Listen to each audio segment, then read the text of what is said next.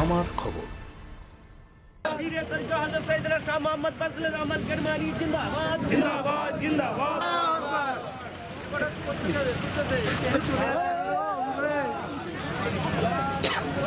বলবি তো তুমি বলবে আমরা জেলা বলবে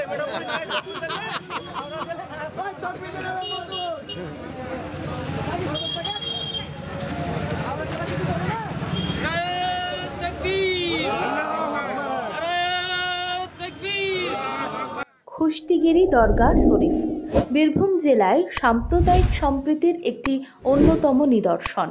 প্রতি বছরের মতো এবছরেও বাবা কেরমানির উরস উৎসব এবং সম্প্রীতি মেলা বসেছে খুষ্টিগিরিতে। ধর্মীয় জালসা, উর্দু কাওয়ালি, ফকিরি ও বাউল গানে সাজানো হয়েছে উৎসব, সঙ্গে রীতি মেনে নানান আয়োজন। খুষ্টিগিরি দরগা শরীফের শীর্ষ সেবক সৈয়দ শাহ মোহাম্মদ হাফিজুর রহমান কেরমানি জানান, সুফি ধর্মমত প্রচারে বহু বহু বছর আগে ঘন জঙ্গলে ভরা খুষ্টিগিরিতে এসে পৌঁছেছিলেন সুপ্রসিদ্ধ সুফি সাধক হজরত সাইয়েদ শাহ আবদুল্লাহ কেরমানি রাহা। মিলেমিশে গিয়েছিলেন গ্রামীণ মানুষজনের সঙ্গে। তাকে স্মরণ করেই বার্ষিক স্মৃতি উৎসব তথা উরস মোবারক হয়। সম্প্রীতির মেলায় যে কোনো সম্প্রদায়ের মানুষ ভ্রাতৃত্বের বন্ধনে আবদ্ধ হন। এটাই অন্যতম বৈশিষ্ট্য খুষ্টিগিরি দরগা শরীফের।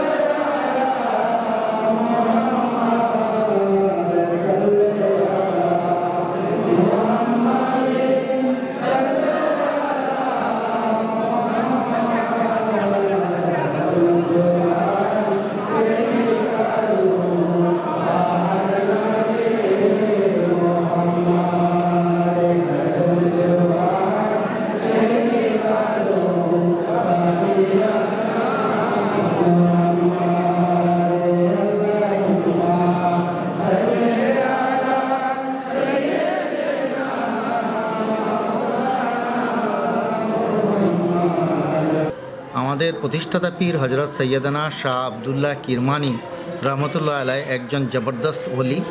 তিনি আজ থেকে প্রায় 600 বছর আগে এই খুষ্টিগিরি দরগা শরীফে এসেছেন এবং তিনি ছিলেন নবী করিম সাল্লাল্লাহু আলাইহি সাল্লামের 27তম বংশধর এবং খাজাগান খাজা মঈনুদ্দিন চিশতি রহমতুল্লাহ আলাইহের তরিকার একজন পীর এবং তিনি এই সুফি মত প্রচারের জন্য এই খুষ্টিগিরি দরগা শরীফে এসেছিলেন। তখন এইটা ছিল সেনভূম পরগনার একটা গভীর জঙ্গল।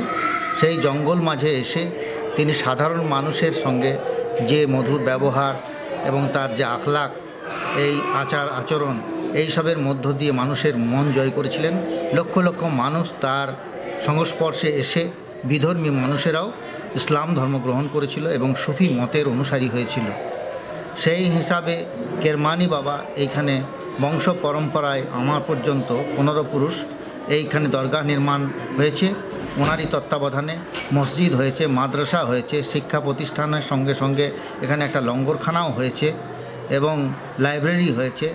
এই সব বিভিন্ন রকম প্রতিষ্ঠান এখানে রয়েছে বিদ্যমান। সুফি তাদেরই বলা হয়, যাদের দিল সাফ তাদেরকেই সুফি বলা হয়। তো এই সুফি যে আমাদেরকে শিক্ষা দিয়েছেন, যে আদর্শের কথা বলা হয়েছে, তাতে মানবতার আদর্শ, উদারতার আদর্শতে উদ্বুদ্ধ করেছিলেন তিনি এবং বহু মানুষ ধর্মান্তরিত হয়ে এই ইসলামের ছত্রছায়ায় এসেছেন। আমরা তার যে মানব ধর্ম, তার যে মানব সেবার কথা, সেই চিন্তাধারাকে প্রচার প্রসার করে আসছি এই দরগাহের মাধ্যমে, এই আশ্রমের মাধ্যমে। তো কেরমানি বাবা থেকে আজ পর্যন্ত 14 পুরুষ বিনা মেহনতে আধ্যাত্মিকতা অর্জন করেছিলেন। মায়ের পেট থেকে জন্মগ্রহণের সঙ্গে সঙ্গে তারা মাদাজ্জাত ওলি হয়েছেন। এই দরবারের এটাই বিশেষ বৈশিষ্ট্য। এছাড়া এখানে আমাদের প্রায় 600 বছর ধরে সকাল সাঁঝের নহবত ধ্বনি বাজে। এখানে লঙ্গরখানায় প্রতিদিন রাত্রে কোই ভুকা প্যাসা হয় তো জবাব দিজিয়ে বলে হাঁক দেওয়া হয় এবং গরিব দুঃখীদের খাবারের ব্যবস্থা করা হয়। এছাড়াও সব জায়গায় মসজিদে আজানের প্রথা আছে, 5 বার দিন 5 বার আজান দেওয়া হয়। কিন্তু আমাদের এই মসজিদে কেরমানি বাবার যুগ থেকে এশার নামাজের পরেও একটি বাড়তি আজান দেওয়া হয়। সেই আজানে হাইয়াল সালা এবং হাইয়াল আল ফালা এই বাক্যর বদলে ইয়া দাফে আল আফাত ইয়া দাফে আল বলিয়াত বলা হয়। অর্থাৎ এই আজান নামাজের উদ্দেশ্যে নয়, এই আজান হচ্ছে সারা বিশ্বের কল্যাণ কামনায়। সেই আজান আমরা 600 বছর ধরেই এই দরগাহ শরীফের মসজিদ থেকে শুনতে পাই। আর ওই মঙ্গলডিহির কাছে ওটাও তো জঙ্গল ছিল, ওই জঙ্গলে একজন পূর্ণগোপাল ঠাকুর ওইখানে থাকতেন। আর এই শাহ আব্দুল্লাহ আলী কেরমানি রহমতুল্লাহ আলাইহ যখন এই সেনভূমের জঙ্গলে এলেন, আসার পর ওনাদের মধ্যে একটা অলৌকিকতা নিয়ে হলো যে কত বড় সাধক বা কত বড় উনি ফকির। তা পূর্ণগোপাল ঠাকুর উনি একটা বাঘের উপরে চেপে আসছেন যে এই ফকিরের সঙ্গে সাক্ষাৎ করার জন্য। তা শাহ আব্দুল্লাহ আলী কেরমানি রহমতুল্লাহ ফজরের নামাজে শেষ করে উনি একটা তেঁতুল গাছের ডাল নিয়ে নেশা করছেন, মানে দাঁতন করছেন। করতে করতে ওনাকে এলহাম হলো যে একজন মহাপুরুষ উনিও আসছেন একটা বাঘের উপরে চেপে আমার সঙ্গে সাক্ষাৎ করতে। উনি তখন করলেন কি, সেই তেঁতুল গাছের ডাল মেশা দিয়ে মুখটা ধুয়ে উজু টুজু করে নিয়ে পানি কাদায় সেই ডালটা ফেলে দিয়ে সেই ডালটা আজও 550 বছর সাক্ষী হয়ে দাঁড়িয়ে আছে। কিন্তু এই যে উনি বাঘের উপরে চেপে আসছেন আর ইনি একটা মাটির ঢিপির উপরে চেপে বলছে, বাবা আমার তো আর বাঘ ভাল্লুক তো কিছুই জন্তু জানার নাই, তো আল্লাহর রাস্তে মাটির ঢিপি তুমি একটু চলো না, মেহমানকে একটু এগিয়ে নিয়ে আসি। ওই বলার সঙ্গে সঙ্গে মাটির ঢিপি তত্তর করে চলে যাচ্ছে। গোলাপবাগ আর মঙ্গলডিহির মধ্যে উভয়ের সঙ্গে সাক্ষাৎ হয়ে গেল।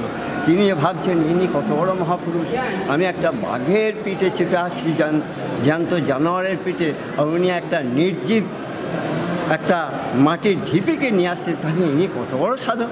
ওনাদের মধ্যে একটা বন্ধুতা গড়ে গেল। আসার পর শাহ আব্দুল্লাহ আলী কেরমানি রহমতুল্লাহ এইখানে আস্তে আস্তে জনহিতকর কাজে ব্রতী হলেন, বা আস্তে আস্তে জনগণের সমাগম হলো, গ্রামে পরিণত হলো। কিন্তু এইখানে উনি মাদ্রাসা, নঙ্গরখানা, মসজিদ এবং দাওয়াখানা ইত্যাদি জনহিতকর কাজে উনি ভর্তি রইলেন।